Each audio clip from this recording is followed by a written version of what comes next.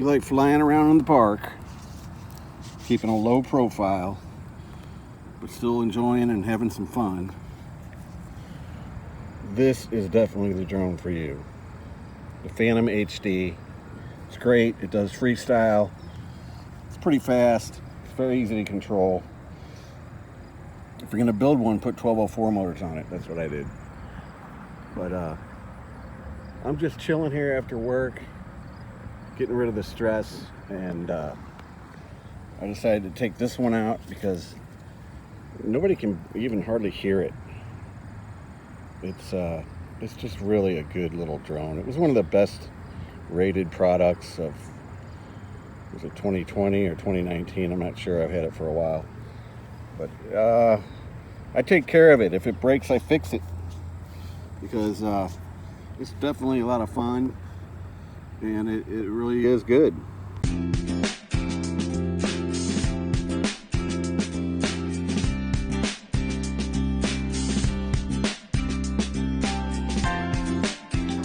The yaw stick on here is just so loose.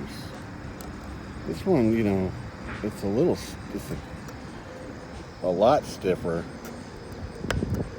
You know, it takes a little bit of effort. This thing here is just, I mean, see the difference? And I've tried to tighten it up.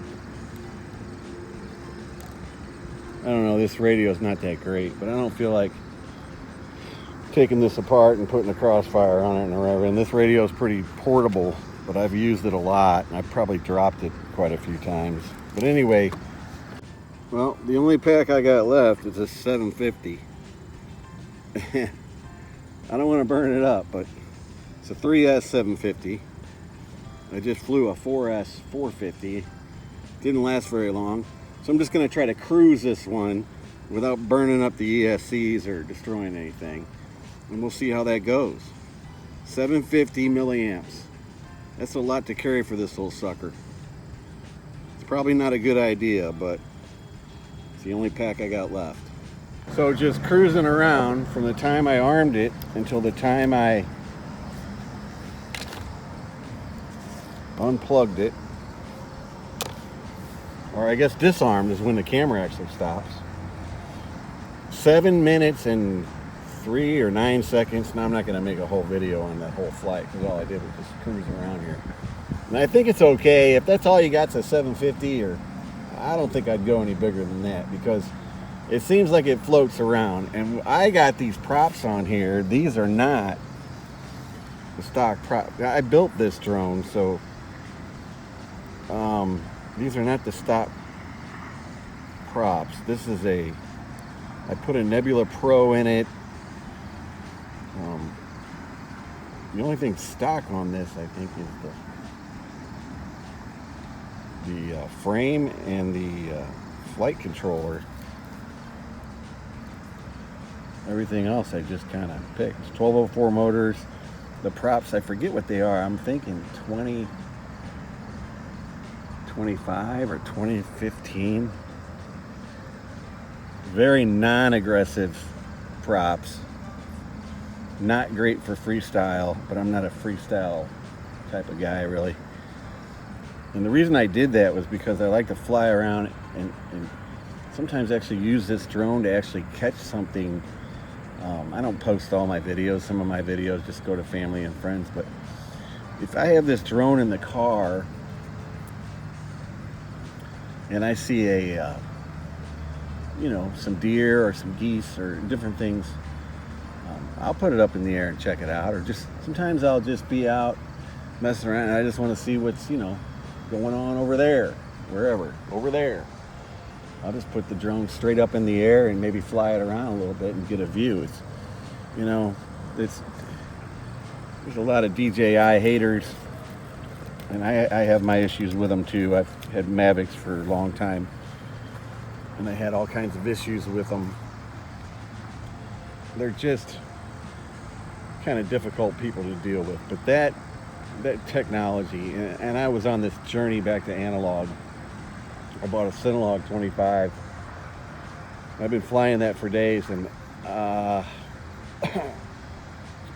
I I think that's about, I think I'm going to put a Vista in it. And I just, the range I'm getting here without any kind of breakup, or not that I could even see, maybe a little pixelation here and there, but I mean, I was all over this park, and with that analog, you know, you get behind a tree or whatever, the whole, you know, analog is just, I guess it has its purposes. And I think for long range, if you're pointing in the right direction, you got the right antennas, and you're doing everything right, I think you can get really long range off of it. But for this stuff around here, and for a Cinelog like that, which I want to catch some really good footage with that Cinelog, you know, I hit a couple ghost branches the other day, and I was getting breakup. Go behind a tree and all of a sudden it breaks up, and then, you know, and it's getting to be fall in here, and some of these trees are already losing their leaves. I just don't want to deal with it. I'm gonna put the Vista in it, and at least a nano camera. I have a couple of nano cameras, and I don't care what anybody says about that nano camera. It's not for filming, and it's for seeing where you're going, and it's fine for that. You know, for a Cinelog, just to see where you're going so you don't hit a bunch of scraggle and stuff, it's better than analog. I can tell you that, because you don't get all that breakup. So I'm gonna, after today, I think I've decided I'm already sick of the analog again.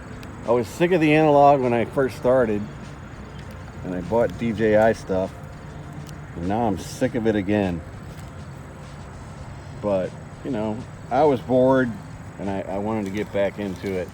And the Cinelog was a lot cheaper without the DJI, and I knew I already have, I got 3 Vistas that I'm not using. 2 of them are in a quad, and 1 of them's brand new.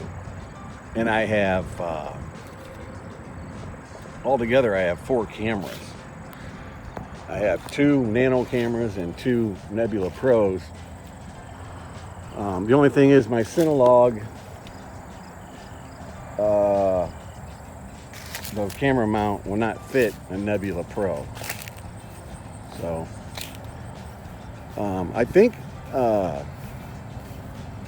RunCam's coming out with this camera, RunCam Nano for the DJI system, that's supposed to be a lot better than the Caddx Nebula Nano. So maybe I'll wait for that. That'll probably fit right in there. I think it's coming out real soon, but so, you know, I'm not in a huge hurry. The drone season outside anyway is almost over, and actually that Cinelog, it's not too bad inside as long as you're close. The VTX is pretty good, but at some point I'm changing it out.